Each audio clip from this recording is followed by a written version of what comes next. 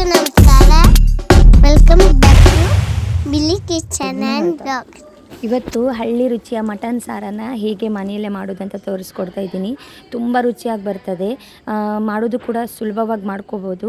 ನಾನಿಲ್ಲಿ ಒಂದು ಕಡಾಯಿಯಲ್ಲಿ ಒಂದು ಸ್ವಲ್ಪ ಎಣ್ಣೆಯನ್ನು ಹಾಕ್ಕೊಂಡು ಒಂದು 1/4 kg ಆಗುವಷ್ಟು ಮೆಣಸನ್ನು ತೊಗೊಂಡಿದ್ದೀನಿ. ನಾನಿಲ್ಲಿ ಒಂದು 4 kg ಆಗುವಷ್ಟು ಮಟನನ್ನು ಮನೆಯಲ್ಲೇ ಮಾಡೋದನ್ನ ತೋರಿಸ್ಕೊಡ್ತಾ ಇದ್ದೀನಿ.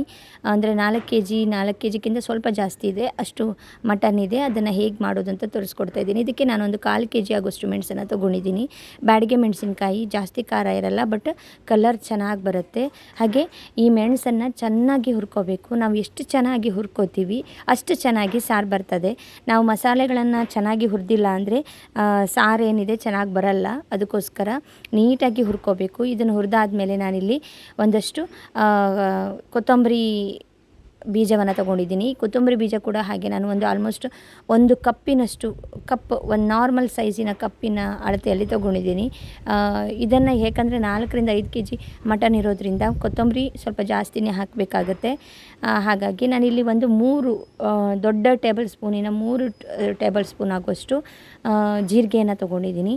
ಇದನ್ನು ಕೂಡ ಚೆನ್ನಾಗಿ ಹುರ್ಕೋಬೇಕು. ನೀವು ನೋಡ್ತಿರ್ಬೋದು, ಇಷ್ಟು ಹಾಕ್ಕೋಬೇಕಾಗತ್ತೆ. ಇದನ್ನು ಚೆನ್ನಾಗಿ ಹುರ್ಕೋಬೇಕು. ಮತ್ತು ಈ ಏನಿದೆ ಮಸಾಲೆಗೆ ನಾವು ಕಾಯಿ ಹಾಲನ್ನು ತೆಗೆದು ಮಾಡಿದರೆ ಚೆನ್ನಾಗಿ ಬರಲ್ಲ. ಮಟನನ್ನು ಮಾಡುವಾಗ ನಾವು ಅದನ್ನು ರುಬ್ಬಿನೇ ಹಾಕಬೇಕು, ಆವಾಗಲೇ ಚೆನ್ನಾಗಿ ಬರೋದು. ಇಲ್ಲಿ ನಾನು ಸ್ವಲ್ಪ ಒಂದೂವರೆಯಿಂದ 2 ಸ್ಪೂನಷ್ಟು ಉದ್ದಿನಬೇಳೆಯನ್ನು ತೊಗೊಂಡಿದ್ದೀನಿ. ಉದ್ದಿನಬೇಳೆ ಹಾಕೋದ್ರಿಂದ ಸಾರು ಗಟ್ಟಿಯಾಗಿ ಬರ್ತದೆ, ಜೊತೆಗೆ ಪರಿಮಳ ಕೂಡ ಚೆನ್ನಾಗಿರ್ತದೆ. ಹಾಗೆ ನಾನಿಲ್ಲಿ ಕಾಳು ಮೆಣಸನ್ನು ಒಂದು 3 ಸ್ಪೂನಷ್ಟು ತೊಗೊಂಡಿದ್ದೀನಿ. ಇದೆಲ್ಲ ದೊಡ್ಡ ಸ್ಪೂನಲ್ಲಿ ತೊಗೊಂಡಿರೋದ್ರಿಂದ ಅಳತೆಯ ಪ್ರಕಾರ ತೊಗೊಂಡ್ರೆ ಚೆನ್ನಾಗಿರುತ್ತೆ. ಹಾಗೆ ಇಲ್ಲಿ ಮೆಂತ್ಯ ಕಾಳನ್ನು ಕೂಡ ನಾನು ಒಂದು ಅರ್ಧ ಟೀ ಸ್ಪೂನ್ ತೊಗೊಂಡಿದ್ದೀನಿ. ಬೇಕಾಗ್ತದೆ, ಇದಕ್ಕೆ ಒಂದು ಅರ್ಧ ಟೀ ಸ್ಪೂನ್ ಬೇಕಾಗ್ತದೆ, ಯಾಕಂದರೆ 4 kg ಮಟನ್ ಇರೋದ್ರಿಂದ ಇದು ಬೇಕಾಗ್ತದೆ. ಹಾಗೆ ತೆಂಗಿನಕಾಯಿ ನಾನಿಲ್ಲಿ ಒಂದು 2 ಫುಲ್ ತೆಂಗಿನಕಾಯಿಯನ್ನು ತೊಗೊಂಡಿದ್ದೀನಿ. ಅಷ್ಟು ತೊಗೊಂಡು ಅದಕ್ಕೆ ಸ್ವಲ್ಪ 1 ಸ್ಪೂನಷ್ಟು ಅರಿಶಿಣ ಪುಡಿಯನ್ನು ಹಾಕಿ ಚೆನ್ನಾಗಿ ಫ್ರೈ ಮಾಡಬೇಕು. ಎಷ್ಟು ಚೆನ್ನಾಗಿ ಹುರ್ಕೋತೀವಿ ಅಷ್ಟು ಚೆನ್ನಾಗಿ ಮಟನ್ ಸಾರು ಬರ್ತದೆ. ನಾವು ಮಸಾಲೆಯನ್ನು ಹುರಿಯುವುದೇ ಮೇನ್ ಆಗುತ್ತೆ. ನಾನ್ ವೆಜ್ ಐಟಮ್ ಮಾಡುವಾಗ ಎಷ್ಟು ಚೆನ್ನಾಗಿ ಹುರ್ಕೋತೀವಿ ಅಷ್ಟು ಚೆನ್ನಾಗಿ ಬರ್ತದೆ. ನಾನಿಲ್ಲಿ ಒಂದು 2 ಫುಲ್ ಕಾಯಿಯನ್ನು ತೊಗೊಂಡು ಈ ರೀತಿ ತುರ್ಕೊಂಡು ಈ ರೀತಿ ಹುರ್ಕೋತಾ ಇದ್ದೀನಿ. ಚೆನ್ನಾಗಿ ಬರ್ತದೆ ಈ ಮಸಾಲೆ.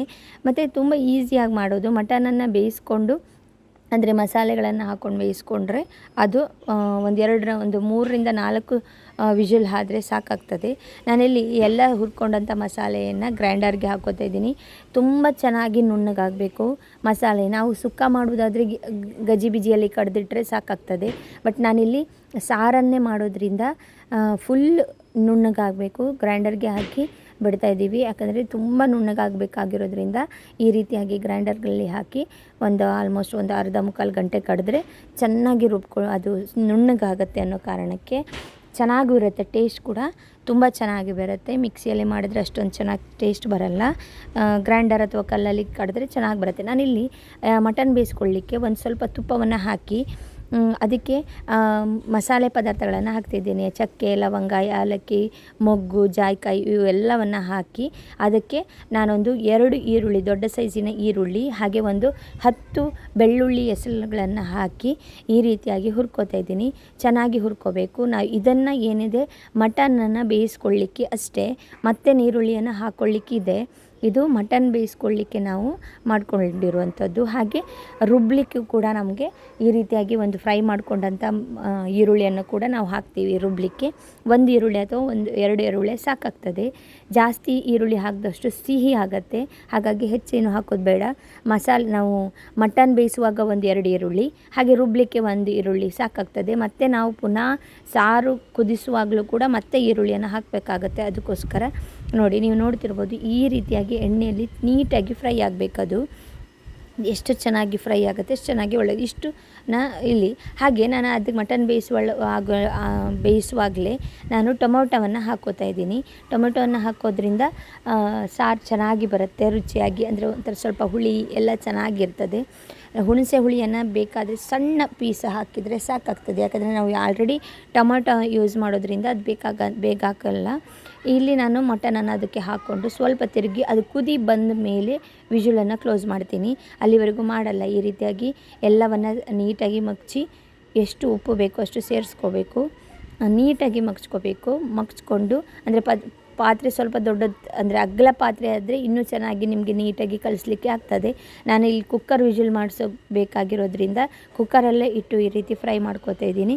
ಹಾಗೆ ಸ್ವಲ್ಪ ಅರಿಶಿನ ಪುಡಿಯನ್ನು ಹಾಕಿ ರುಚಿಗೆ ತಕ್ಕಷ್ಟು ಉಪ್ಪನ್ನು ಹಾಕಬೇಕು.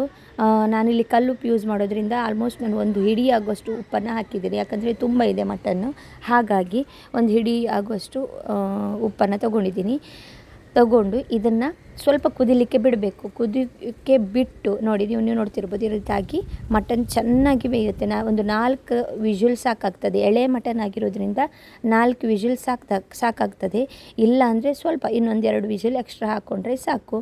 ತುಂಬ ಬೆಂದು ಕರಗಿದ್ರೂ ಚೆನ್ನಾಗಿರಲ್ಲ. ನೀವು ನೋಡ್ತಿರ್ಬೋದು ಈ ರೀತಿಯಾಗಿ ಈಸಿಯಾಗಿ ಕಟ್ ಆಗಬೇಕು, ಅದು ಬೆಂದಿದೆ ಅಂತ ಅರ್ಥ.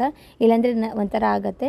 ಇಲ್ಲಿ ನಾನು ಏನು ಸಾರು ಮಾಡ್ಕೋತೀವಿ ಆ ಪಾತ್ರೆಗೆ ಸ್ವಲ್ಪ ತೆಂಗಿನೆಣ್ಣೆ ಹಾಕಿ ಸ್ವಲ್ಪ ತುಪ್ಪವನ್ನು ಹಾಕಿ ಕರಗಿಸ್ಕೋತಾ ಇದ್ದೀನಿ. ತುಪ್ಪ ಬೇಕಾದರೆ ಹಾಕ್ಕೋಬೋದು, ಇಲ್ಲಾಂದರೆ ಇಲ್ಲ. ನಾನಿಲ್ಲಿ ಮತ್ತೆ 2 ಈರುಳ್ಳಿಯನ್ನು ಹಾಕ್ಕೊಂಡು ಈ ರೀತಿಯಾಗಿ ಫ್ರೈ ಮಾಡ್ಕೋತಾ ಇದ್ದೀನಿ. ಚೆನ್ನಾಗಿ ಫ್ರೈ ಆಗಬೇಕು. ಸಾಂಬಾರಿಗೆ ಈರುಳ್ಳಿ ಚೆನ್ನಾಗಿ ಫ್ರೈ ಆಗಬೇಕು. ತುಂಬ ಸುಲಭವಾಗಿ ಮಾಡುವಂಥದ್ದು. ಇಲ್ಲಿ ಒಂದು 10ರಿಂದ 15 ಜನ ಇದರಲ್ಲಿ ಊಟ ಮಾಡ್ಬೋದು, ಚೆನ್ನಾಗಿ ತಿನ್ಬೋದು, ಅಷ್ಟಿದೆ ಮಟನ್ನು. ಹಾಗೆ ಸ್ವಲ್ಪ ಕೊತ್ತಂಬರಿ ಸೊಪ್ಪು ಮತ್ತು ಪುದೀನವನ್ನು ನಾನು ಇದಕ್ಕೆ ಹಾಕ್ತಾಯಿದ್ದೀನಿ. ಹಾಕೋದ್ರಿಂದ ರುಚಿ ಚೆನ್ನಾಗಿರುತ್ತೆ. ಪುದೀನ ಹಾಕೋದ್ರಿಂದ ಮಟನ್ ಸಾರು ತುಂಬ ಚೆನ್ನಾಗಿ ಬರುತ್ತೆ. ಅದಕ್ಕೋಸ್ಕರ ನಾನು ಪುದೀನ ಮತ್ತು ಕೊತ್ತಂಬರಿ ಸೊಪ್ಪನ್ನು ಎರಡನ್ನೂ ಹಾಕಿ ಈ ರೀತಿ ಫ್ರೈ ಮಾಡ್ಕೋತಾ ಇದ್ದೀನಿ. ಫ್ರೈ ಮಾಡಿಕೊಂಡು ನಾವು ಬೇಯಿಸಿಟ್ಕೊಂಡಿದ್ದೀವಲ್ಲ ಆ ಮಟನನ್ನು ಅದಕ್ಕೆ ಹಾಕ್ಕೋಬೇಕು, ಫ್ರೈಗೆ ಹಾಕ್ಕೋಬೇಕು. ತುಂಬಾ ರುಚಿಯಾಗಿ ಬರುತ್ತೆ. ಮತ್ತು ಇದಕ್ಕೆ ಬೇರೆ ಯಾವುದೇ ರೀತಿಯ ಗರಂ ಮಸಾಲೆ ಅದೆಲ್ಲ ಏನೂ ಹಾಕಲಿಕ್ಕಿಲ್ಲ. ನಾವು ಆಲ್ರೆಡಿ ಚಕ್ಕೆ, ಲವಂಗ, ಏಲಕ್ಕಿ ಇವೆಲ್ಲವನ್ನು ಹಾಕಿರೋದ್ರಿಂದ ಅದೆಲ್ಲ ಏನೂ ಬೇಕಾಗಲ್ಲ. ನಾನು ಬೇಯಿಸ್ಕೊಂಡಂಥ ಮಟನ್ನ ಇದಕ್ಕೆ ಹಾಕ್ತಾಯಿದ್ದೀನಿ. ಹಾಕ್ಕೊಂಡು ಚೆನ್ನಾಗಿ ಕಲಿಸ್ಕೋಬೇಕು. ಮಸಾಲೆ ತುಂಬ ಚೆನ್ನಾಗಿ ಬರುತ್ತೆ. ಹಾಗೆ ಯಾರಿಗೆಲ್ಲ ನಾನು ಮಾಡಿರುವಂತಹ ರೆಸಿಪಿಗಳು ಇಷ್ಟ ಆಗ್ತಾಯಿದ್ರೆ ನನ್ನ ಚಾನಲ್ನ ಲೈಕ್ ಮಾಡೋದನ್ನ ಮರಿಬೇಡಿ. ಹಾಗೆ ಸಬ್ಸ್ಕ್ರೈಬ್ ಮಾಡೋದನ್ನ ಕೂಡ ಮರಿಬೇಡಿ. ನಿಮಗೆ ಇಷ್ಟ ಆದರೆ ಪಕ್ಕದಲ್ಲಿರುವಂತಹ ಬೆಲ್ ಐಕಾನ್ನ ಕೂಡ ಕ್ಲಿಕ್ ಮಾಡ್ಬೋದು.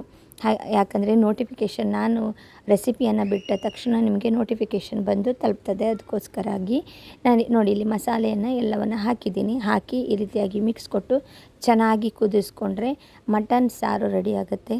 ಇದಕ್ಕೆ ಕೊಚ್ಚಕ್ಕಿ ಅನ್ನ, ರೊಟ್ಟಿ, ಹಾಗೆ ಮುದ್ದೆ ಯಾವುದ್ರ ಜೊತೆ ಕೂಡ ತಿನ್ಬೋದು. ತುಂಬಾ ರುಚಿಯಾಗಿರುತ್ತೆ. ಹಾಗೆ ನಮ್ಮ ಮನೇಲಿ ನಾವು ಆಲ್ಮೋಸ್ಟ್ ಒಂದು 15-20 ಜನ ಇದನ್ನು ತಿಂದಿದ್ದೀವಿ. ಯಾಕಂದರೆ ಅಷ್ಟು ಜನ ಇದ್ವಿ, ಅದಕ್ಕೋಸ್ಕರ ಇದನ್ನು ಮಾಡಿದ್ದು. ಎಲ್ಲರೂ ಚೆನ್ನಾಗಿ ತಿಂದ್ವಿ, ತುಂಬ ಖುಷಿಪಟ್ಟರು. ಎಲ್ಲರೂ ಚೆನ್ನಾಗಿತ್ತು ಅಂತಲೂ ಕೂಡ ಹೇಳಿದರು. ಇಲ್ಲಿ ಬೇಕಾದರೆ ಉಪ್ಪನ್ನು ಸೇರಿಸ್ಕೋಬೋದು. ಕುದಿಬೇಕು, ಚೆನ್ನಾಗಿ ಕುದಿಬೇಕು. ಆ ಮಟನ್ನ ಆ ನೀರನ್ನು ಬಿಡುತ್ತೆ ನಿಮಗೆ. ಅಂದರೆ ತುಂಬ ತೆಳುವಾಗಿ ಮಾಡಬಾರ್ದು, ದಪ್ಪ ಕೂಡ ಇರಬಾರ್ದು. ಹದದಲ್ಲಿ ಹಾಕ್ಕೊಂಡು ಮಾಡಿದರೆ ಮಟನ್ ಸಾರು ತುಂಬ ಚೆನ್ನಾಗಿ ಬರುತ್ತೆ. ಇದೇ ರೀತಿ ನನ್ನ ರೆಸಿಪಿಯನ್ನು ನೋಡ್ತಾ ಇರಿ. ಇದೆಲ್ಲ ಮನೆಯಲ್ಲಿ ತುಂಬ ಜನ ಇದ್ದಾಗ ಎಲ್ಲ ಸೇರ್ಕೊಂಡು ಮಾಡೋಕ್ಕೆ ತುಂಬ ಚೆನ್ನಾಗಿರುತ್ತೆ. ಹಾಗೆ ನಾವೆಲ್ಲ ಸೇರಿಕೊಂಡು ಈ ರೆಸಿಪಿಯನ್ನು ತಯಾರಿಸಿದ್ವಿ. ನಮ್ಮ ರೆಸಿಪಿ ನಿಮ್ಗೆ ಇಷ್ಟ ಆದರೆ ನನ್ನ ಚಾನಲ್ನ ಸಬ್ಸ್ಕ್ರೈಬ್ ಮಾಡಿ. Thanks for watching.